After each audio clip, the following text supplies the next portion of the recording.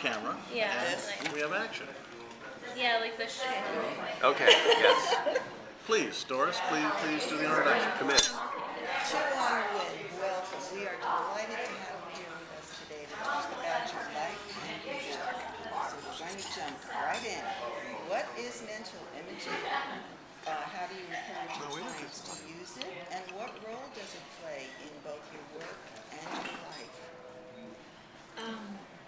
Well, mental imaging to me is not only that you have to visualize it, but you also have to Doris believe will it. talk up, okay. And then the last thing is you have to take action. Just let me know when your video is over so I don't Whatever break that the you- food too I'm fast. sorry, I'm getting distracted. Sorry. Can we up the volume? Talk a little louder. Yeah, I just didn't want to Oh, interrupt. go ahead, that's fine. Sorry, Let's- I'm looking at her, but I see a lot of stimulation, Yeah. so I got distracted. I'm So sorry. go ahead, we'll cut that part out. But just talk louder because we can talk louder. That's Shall we what this stop and one start? is now. Okay, we're So- not going to interrupt other people. No, that's fine. They like us. They like us here. This Okay. is before noon. It's not a All big right. restaurant. Go I ahead, know, they love talk it this. up. Okay. So you start. You start from the beginning? Go ahead. Okay. Volume. Chihuahua Win, welcome. We are delighted that you could be with us today to talk about both your life and your work. So let's jump right in. What is mental imaging? And how do you encourage your clients to do it? What role does it play in your work and your life? Okay, you just asked me a lot of questions, so let me start with the first one. Mental imaging to me is first you have to have a vision, and the second is you have to have belief, and the third is actions. So, you know, if you have a vision what your life is going to look like 10 years from now, 5 years from now, but if you don't, deep down inside of you, you don't believe it, then how are you going to take action? So they all tie in together. So the very first thing is if you have the vision, sketch it out. What does that look like? If you sit here and just mentally meditate and visualize it, what does that life look like? So if you can see that, then you have to believe it yourself. And then the next, when you take action, the next step is really cleaning out your surroundings, you know, outside and inside. So you have to work on yourself internally. Then there's a lot of steps that goes into it, so it gets a little bit complicated. But the very first thing is you have to do an inventory of your external surroundings. What exactly is So that? what it means is, you know, if you want a life full of happiness and free of stress and, you know, full of prosperity, well, are you living in a clutter mess? You know, if you take a look at your space, are you happy staying at your house, or do you just go home and you don't want to deal with it and then you just leave again? And the next thing is, what kind of people are you surrounding yourselves with? I know that there was some sort of study that, you know, the 3 people that you were closest in your life, that determines what your life is going to look like. That's a good point. That's You know? really important for people to know. Yeah, if you want to be in a happy and productive and loving relationship, you need to surround yourself with people who are in happy, productive relationships. But I think a general thing that a lot of my clients do is because they're single, they start spending a lot of time with other single people because they're thinking, well, they're single like me and they're in search of the same thing like me. But what you're going to hear is unsuccessful dating stories. So all that energy is coming towards you. That's really fascinating. It goes against It people really might goes. think. Yeah. Yeah, or one of the things I did for my career was I made a lot of mistakes, business mistakes, and I've had a few business failures when I was very young. So what I did for myself is, you know what, no more spending time with struggling artists that are constantly talking about, I can't pay my bills this month, I'm not, you know, and I said, I gotta surround myself with people who are very successful so I can learn from them, and I don't have to hear that negative talk. I hope that answered your question. Absolutely. It kind of gets complicated. No, it makes perfect sense. It makes perfect sense.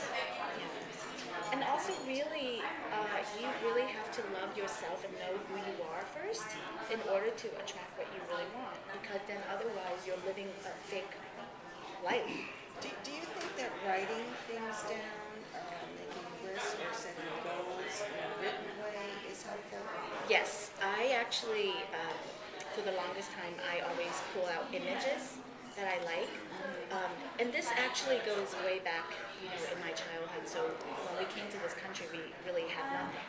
And And my mother would always say, you know, we're gonna make money one day, we're gonna have money one day, you know. And so what I do is whenever I see magazines of a big house or a nice car or, you know, nice clothes, I just pull it out and as a teenager, I had it all over the wall with fashion, nice house, nice everything. And I would just visualize and dream, and then I would tell my parents, you know, one day I'm gonna be famous, I'm gonna be rich and famous, I'm gonna go back to Vietnam and help all these people, you know. And then I took my mother's advice in school. She said, surround yourself with friends who, you know, come from families that are more educated than us. They're, you know, more disciplined, more well-off than us, because when you're around that, you observe their behavior, and then you see successful behavior. So she had always, or even if you had friends that were not wealthy, but their lifestyle habits, or, you know, their habits are healthy, you know, it's good for you. So it's all about you are who you attract. You bring about what you think about. It's really common sense. Right, it's the study of metaphysics, which I was in for a long time. It's basically conceiving of things Yes. and bringing them about in your life. Your mother was a really marvelous role model for you. Yeah, she was. I mean, even the several attempts to escape Vietnam, she was the person that actually was in charge of hosting all these escape trips, the boat escape trips. And so she got thrown in jail several times when she was caught, and she just never gave up. She's like, I'm starting it again.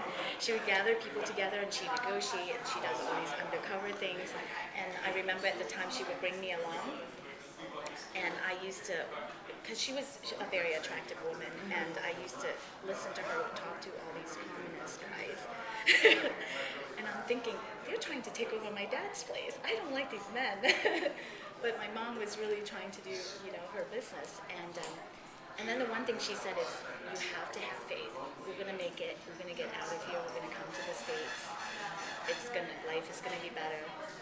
And when we came to the States, we were very poor. We had nothing. And she said, never ever show people that we're struggling. When you walk out in public, you hold your head high, you act happy and positive, because you don't need to carry your burden and baggage around and let the world know that you're struggling. Great life lessons. Yeah, and I Great think, life lessons. you know, she was very good at really putting that in my sisters and, you know, my siblings. You're very lucky to have that at an early age, Yeah. because I think it made you who you are. Yeah, and I really think it's very important because parents play a major role. You know, I think that we are who we are because of our parents, Totally agree. because they help us when we're younger, and they're our role models, and they give us strength, Yes. you know. Okay, tell us about the recent art show, Art in Fashion, that was held at Artisphere in September. Okay. How did you plan the show, and what was your inspiration for doing it? You mean the Art of Fashion, the Goodwill The Goodwill Fashion Fashion, Fundraising yes. Gala? Well, I have been involved with Goodwill probably since 2005 or 2006. And so it's an annual fundraising that Goodwill hosts, and they basically put me on the project to be the creative director and the stylist and choreographer for the show. So I work together with Brendan, who's the VP of Marketing, and Shauna, and the rest of the team, and we brainstorm, and then we come up with a theme. And then from there, I just sort of visualize, okay, this is what the food looks like, the furniture, the music, so they all kind of tie in together. And then my team and I go out to all the different retail stores, and then we just go shopping. Tell us more I mean, we about call it styling, but I just call it shopping. Yeah, so what we do is we just go to all the different retail stores, and and I gave them very specific instructions. I said, if it doesn't have sex appeal, and it's not stylish, you know, and it doesn't enhance a woman, like make a woman look good, don't pull it. Or if it's not unique, don't pull it.